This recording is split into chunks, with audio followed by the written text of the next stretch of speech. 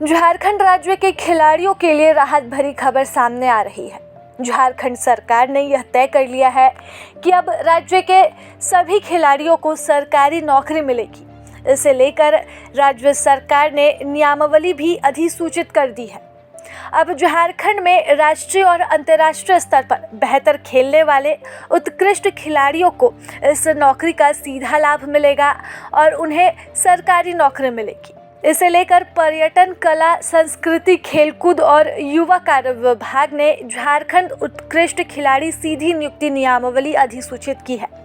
अब इसके तहत कोई भी खिलाड़ी जो राष्ट्रीय और अंतर्राष्ट्रीय स्तर पर राज्य या फिर देश का प्रतिनिधित्व कर चुका है, अपनी उपलब्धियां गिनवा रहा है, उसे नौकरी मिलेगी। इसे लेकर लेवल 2 से लेकर लेवल 9 तक के पदों पर सीधी बहाली की प्रक्रिया रखी गई है। अब इस नई व्यवस्था की बात करें तो खिलाड़ियों के लिए एज में भी बड़ी राहत दी गई है, यानी कि यहाँ पर आयु सीमा में भी बड़ी छूट है। सामान्य वर्ग यानी कि जनरल कैटेगरी के खिलाड़ियों के लिए अधिकतम एज 45 वर्ष है, जबकि पिछड़ा वर्ग के लिए 47, महिला और अत्यंत पिछड़ा वर्ग के लिए 48, जबकि अनुसूचित जाति और अनुसूचित जनजाति के खिलाड़ियों के लिए 50 वर्ष निर्धारित किए गए हैं।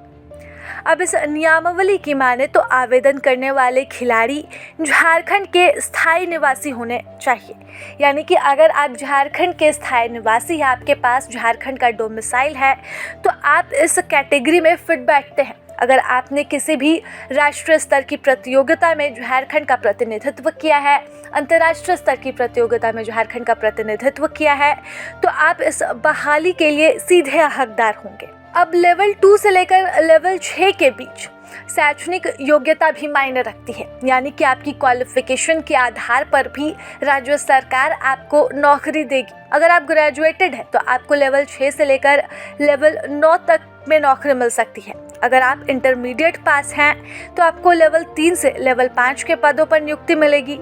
लेकिन अगर आप मैट्रिक या उसके आसपास पढ़े हुए हैं तो आपको लेवल 2 के पदों पर नौकरी मिलेगी। इसके साथ ही राज्य सरकार ने एक और कैटेगरी भी रखी है।